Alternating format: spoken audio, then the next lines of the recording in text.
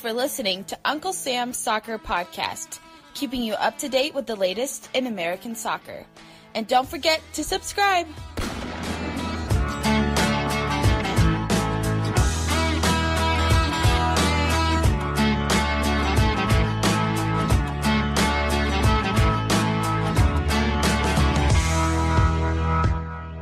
Hello, everyone, and welcome to Uncle Sam's Soccer Podcast. My name is Jake Watroba, and joining me, as always, is Steven Jadaran and Armand Kafai. On today's show, we discuss the comments made by New England Revolution manager Brad Friedel on whether or not MLS players are equipped to deal with pressure and debate if promotion and relegation makes sense for not only MLS, but U.S. soccer as a whole. Follow us on Twitter at UncSamSoccerPod. We always enjoy your feedback and comments, so continue to send them in. Please make sure you rate, review, and subscribe to the show wherever you get your podcasts. Now, let's get to today's episode.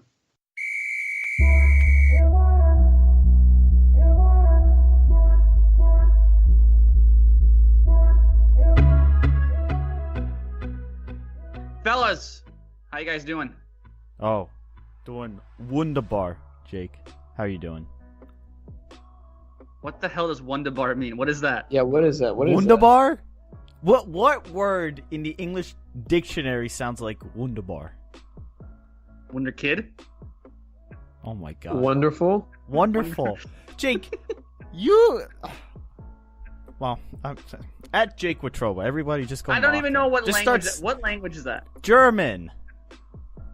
Okay, well, this is Uncle Sam's American Soccer Podcast. Yeah, and a majority of Americans, well, not a majority, but a lot of Americans can trace their lineage to German immigrants.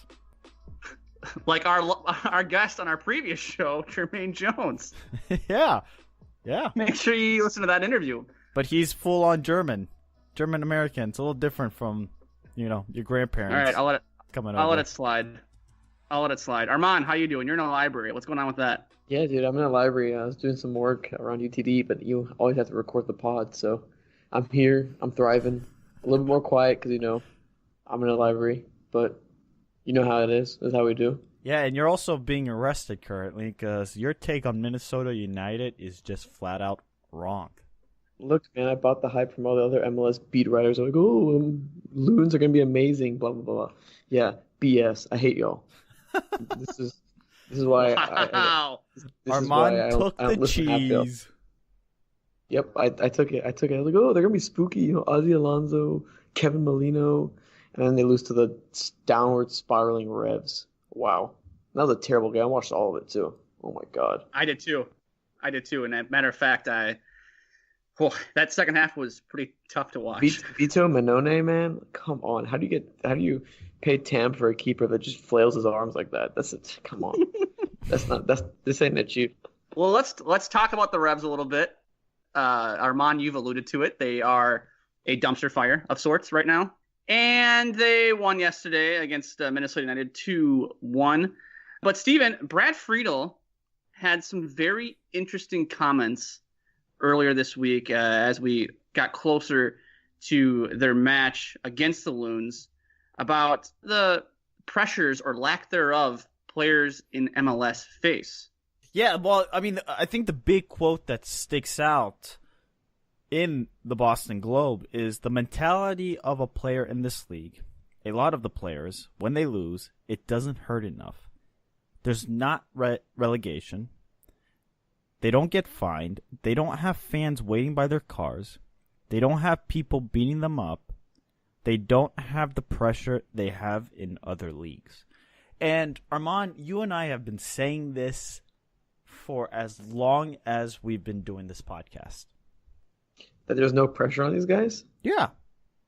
If you're asking me kind of like agree with Friedel's take, like, is that what you're asking me? Yeah, do you agree with Friedel? I don't. Oh, controversy, finally. On the show, we have controversy. I do. I agree with Friedel. Dude, there is pressure, though, to a degree. It might not be the same as your club is going to go down and you're not going to have the finances to pay off or whatever. But, like, dude, they don't need people waiting by their cars and beating them up. Like, what kind of stupid thing is this? Dude, here's the thing. The Revs, he thinks some of them don't work hard. I think the Revs don't have a game plan under Friedel. I think they're kind of just running around with chickens, their heads cut off. They got, I guess maybe they figured it out a little bit against Minnesota, but I don't think it has anything to do with promotion or relegation, to be quite honest with you. I think you're completely wrong. I think managers take it seriously. You've talked about it in your articles. I think, was it Reggie Cannon that spoke about not wanting to play the youth because managers are so concerned with results?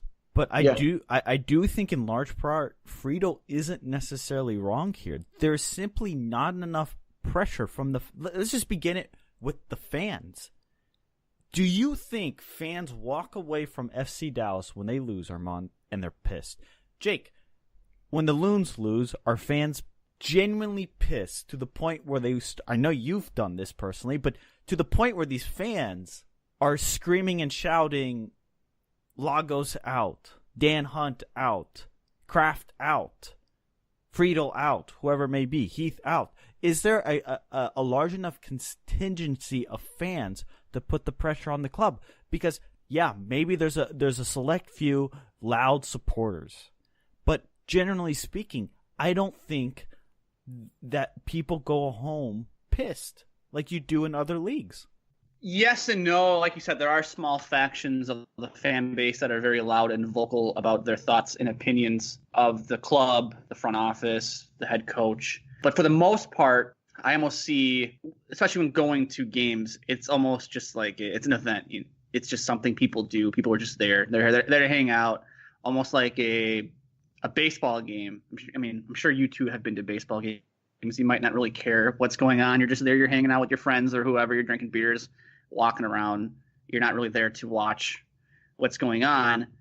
So, yes, there are a small faction of the fan base that shouts Lagos out or Heath out, and I'm sure this goes for FC Dallas too, and Armand can speak to this better than I can. And those people are vocal on Twitter. Those people are vocal in the stands, but I don't think those people make up a big percentage of the fan base. I mean, but what are we saying? What are we saying is pressure, right? Is pressure not making the playoffs? Is that a litmus test in MLS at least? Because, I think that's some pressure, to be honest with you. I don't think making the playoffs is really the deciding factor. I think it saves your behind more so than anything. It looks better to be in the playoffs. But what good does it do now finishing 7th place and then losing to the 2 seed first round in? I mean, at that point, it makes there's honestly no difference. You play one extra game and you get maybe a playoff bonus check. I don't know how contracts are necessarily done in MLS, but that's it. There's not this opportunity to say, ooh, if we make the MLS Cup, there's a chance to get hot. It's not like CONCACAF Champions League means anything.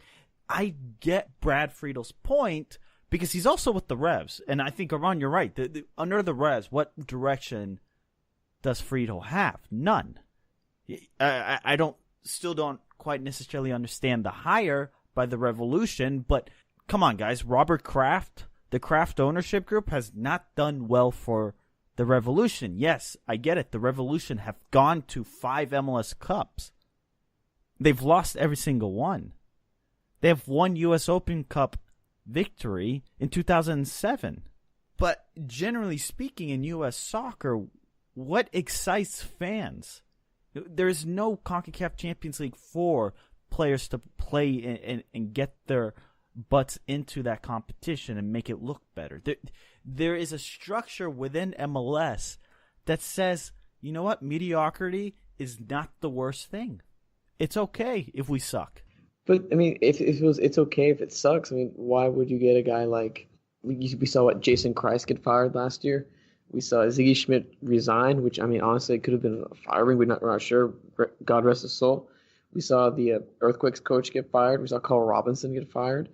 If there was no pressure, and Carl Robinson was in the 8th position in the Western Conference. He was only 2 spots away from a playoff spot. If there was no pressure, then why would you fire these guys?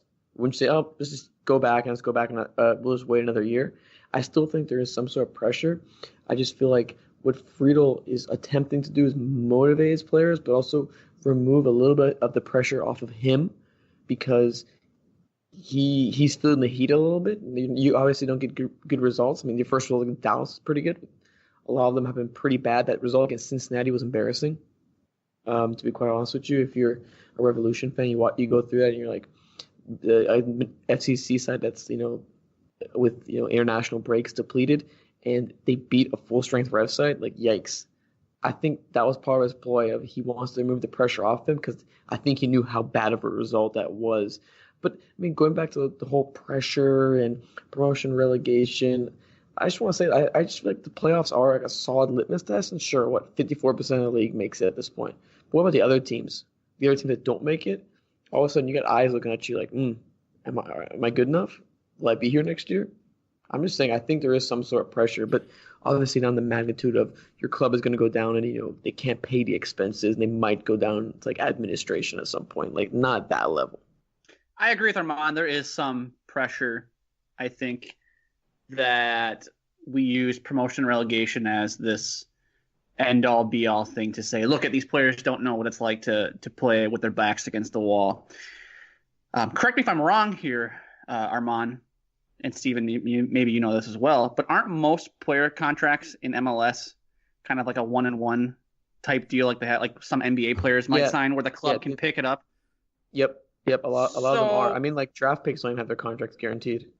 So when you have players, a good majority of the players in the league who aren't making millions upon millions of dollars, and they're not wealthy compared to other American athletes, couldn't you say that they need to perform well or else their contract's not getting picked up next year and they might be playing in USL and making $50,000 or whatever the average USL contract is?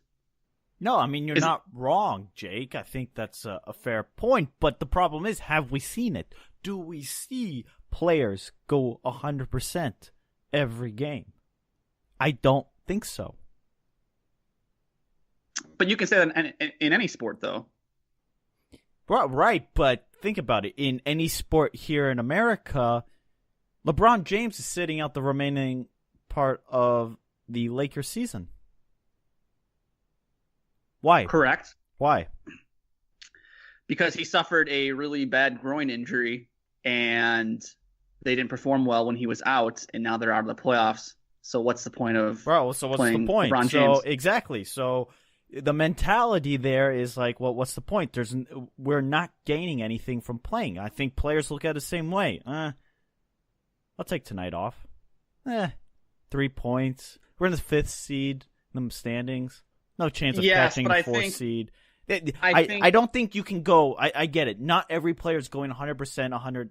100 is giving themselves 100% of the time for every game. That's just not possible.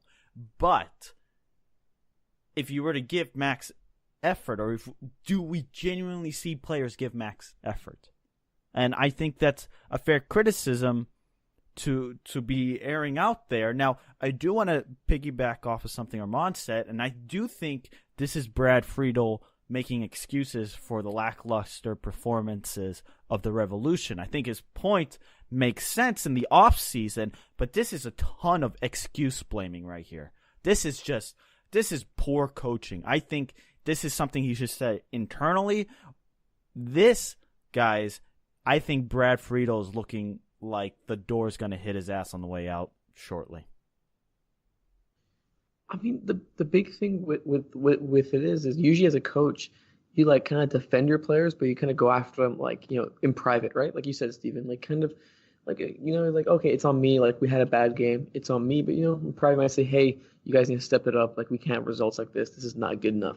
But usually what you see, at least from what my experience is, you see the coach saying, hey, taking responsibility, but, like having, accountability for his players as well. This is just a straight out, like, these guys aren't trying it. He's telling the media, hey, we had a closed door meeting about the lack of effort. It's like, okay, so you do have a closed door meeting, or you're just going to tell the media they had a closed door meeting, but the lack of effort they had. Like I don't understand this full-blown attack that he's doing on his own players. Because, I mean, you can't be cultivating a good soccer environment there, especially you play in Gillette Stadium turf. There's no fans. The team loses a very critical match in front of like 5,000 people. is that the best way to get a good environment, or is it gonna be toxic by the end of the year if you're gonna keep pointing fingers at each other? Guys, let's move the conversation to this letter that was submitted to FIFA that was signed by over 100 clubs within U.S. soccer calling for promotion and relegation. The letter was delivered to Carlos Cordero as well as FIFA President Gianni Infantino and other leaders of the game. The letter essentially calls for a system of promotion and relegation in line with FIFA's requirements elsewhere in the world and refutes the idea that the prospect of promotion and relegation is a disincentive to investors. The letter writes, despite major sporting progress since 1994, the failure rate of clubs and leagues across U.S. soccer's landscape vastly exceeds any other country in the world. Dozens of team owners from multiple leagues have seen their investments go to waste, and hundreds, if not thousands, of players have seen their potential unrealized. In global soccer terms, this situation is unique and the evidence suggests is a function of the exceptional nature of our closed model. The letter was submitted by Chris Kessel, the president of the West Side Soccer Club. Guys, I want to get your thoughts on this letter. I want to ask you guys first, do you think this will force FIFA to throw the book at U.S. Soccer and MLS and say, hey, you guys need to open up the system? No. No, not at all. Not at all. No. And I mean, for a lot of these things, like economically, you're saying they're losing money and stuff like that. Now, why are they putting money into something that they know they're going to lose? Just saying. Well, no. Here's the thing: is I don't know if the letter is going to do anything. It's going to get an uproar from fans, people on Twitter, follows listeners, Uncle Sam Soccer Pod. But I don't know if FIFA can necessarily put the pressure on MLS because MLS is tied up with its owners, and the owners are going to do what's best for them. Now, guys, Grant Wahl had some comments on this on Planet Football, so let's see what he had to say. At the recent FIFA Council meeting in Miami, FIFA President Gianni Infantino and his board received a letter signed by more than 100 lower division soccer clubs in the United States making their case for FIFA to require U.S. soccer to institute promotion and relegation in U.S. pro club soccer. Major League Soccer, the U.S. top flight, is a closed system, and I get asked all the time about my thoughts on promotion and relegation in America. So here they are. 1. I would love to see promotion and relegation in the United States. I enjoy watching it in other countries, and I would love to see unambitious MLS owners like Stan Kroenke of the Colorado Rapids suffer the consequences of that lack of interest in his team. 2, I would rather see MLS owners incentivized to introduce promotion and relegation by a business deal that they accept rather than be forced to by a court case. I'm hoping that Ricardo Silva, the Miami-based media mogul and soccer owner, will reintroduce his offer to pay MLS billions of dollars for their TV rights in exchange for adding promotion and relegation, but that he does that when MLS is actually closer to renegotiating its current deal that ends in 2022. And 3, I don't think promotion and relegation in American soccer would be some sort of panacea that suddenly makes MLS one of the world's top leagues. I've covered this sport for more than 2 decades, and I've seen so many silver bullet solutions that I know there isn't one single thing that will fundamentally change the soccer culture here. That said, I would love to see promotion and relegation happen. MLS is not in danger of folding anymore. Let's find a way to reward the initial risk taken by MLS owners and the work that has been done, and then let's see about taking the next steps. I don't think MLS needs promotion and relegation to survive, but it would be a net positive for the league and for the sport here. Guys, Grant Wahl here presents a very pragmatic solution. The question is, do you think MLS owners are thinking in this direction? No, why would they? Yeah, why would they? Well, I mean, but what he goes on to say is that you have to incentivize these original owners and kind of give them a return on their investment and be like, here, maybe you pay them off. It's like, here's your lump sum, and now we have promotion relegation. You pay them off, and then they can't complain about it. Where's the money coming from for this payoff? Well, you get. I mean, here's you the get thing. Silva's $4 billion, and you distribute it that way. I mean, the deal is coming up. Too bad his company doesn't exist anymore. Too bad his company doesn't exist anymore. Well, I know. I don't know why. The funny thing is, Grant Wahl talks about it, and I just wonder what he's gonna do if the money isn't there. He talks about it being a business solution, and yes, I think fundamentally to implement promotion relegation is a business solution to the soccer pyramid. The problem is, where's the investment coming from? Would anybody actually want to invest in MLS and their TV rights? Guys, their TV ratings has been god awful. Some of the attendances across the league have been god awful. I don't think promotion relegation would even solve that problem because it's not that deep of a problem. The problem with these pro-rel people. Okay, here you go. At Jake Watroba. I don't even care. Let's do it. Come at me, hashtag pro-rel for USA. The problem with these promotion relegation people is they think promotion relegation is like this one bullet solution to every problem that MLS has and every problem soccer in this country has and every problem the Federation has.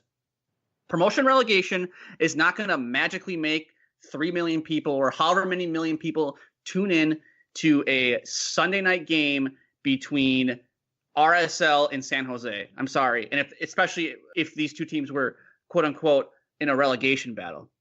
Not going to happen. Promotion relegation isn't going to make little Tommy, 9-year-old Tommy from Peoria, Illinois, pick up a soccer ball and go, oh, there's promotion relegation. I better learn how to kick a football around and become better at soccer. I just don't understand how we're going to implement promotion relegation and that's going to solve every problem we've ever had. And that's going to make viewership go up and make interest go up in this country. It's not going to do that. And these owners are coming from other sports where there isn't promotion and relegation. There's no pro-rel in the NBA. There's no pro-rel in the NFL. You really think Bob Kraft or the Hunts or Arthur Blank are going to sign off on Blake might. Promotion relegation? Blank might. I think he No, why? There's because no he gets reason... it. He wants Atlanta United to be top. He does not. Yes, he wants Atlanta United to be talked about. Do you so how does he think, make Atlanta? But how does he make Atlanta United better or talk about more? Bringing in bigger and better players. Promotion and relegation does not mean you get to bring in bigger and better players. But what if there's a deal that you say, okay, pro-rel, but you get to invest more in your squad rather than 3 DPs, you get 5. Okay, great. So now all of a sudden, Stan Kroenke, if he wants to protect his investment, can go and spend all this extra money on the Colorado Rapids.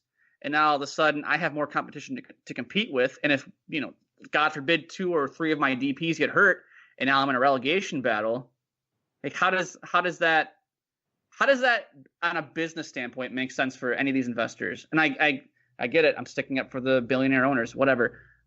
I mean, come on. I mean, if you were to say, yeah, everyone gets 5 DPs. Okay, well, if everyone gets 5 DPs and now there's a fear of relegation, well, now all of a sudden you have these owners who didn't care are suddenly going to care because they want to protect the investment, so they're going to try. I mean, I just don't understand how it's just going to make the league better. And this is a bad thing? Tell me how that's a bad thing. It's not a bad thing, but if they're not going to magically increase the amount of money they can spend because there's relegation involved. Honestly, probably you might see more of teams like some teams are now they don't use all 3 DP spots; they just use 2. So you might see teams use less, and maybe take more of that money. Like let's say you get a $4 billion deal. Let's say you get that money split up. You might, I guess, keep some of that money and use it as revenue and stuff like that, rather than investing into the squad. And here's another thing, too. For a league that is so dependent upon ticket sales in order to keep its head above the water, you really want a team to get relegated, and then all of a sudden we're going to call up pick a team from USL Championship, any team. Louisville City? Louisville City. How many people go to their games? 8,000, 10,000? I want to say 10,000. Yeah, but that's going to be 20,000. They'll When? double that their first several New games. York in City, MLS. New York City was supposed to have a stadium 5 years ago, or how many years ago it was, and we're still playing Yankee Stadium. Yeah, but Louisville's building a What stadium. happens? What I saw a video from Tormenta. Follow Jason on Twitter at Home Sweet Soccer. He posted it a couple days ago. They had like 2,000 people there. What if Tormenta climbed the ladder and you have 2,000 people sitting at an MLS game? Jake, do you really think 2,000 people, only 2,000 people would show up for an MLS game if Tormenta somehow climbed the pyramid? Where are they playing? Where are they gonna?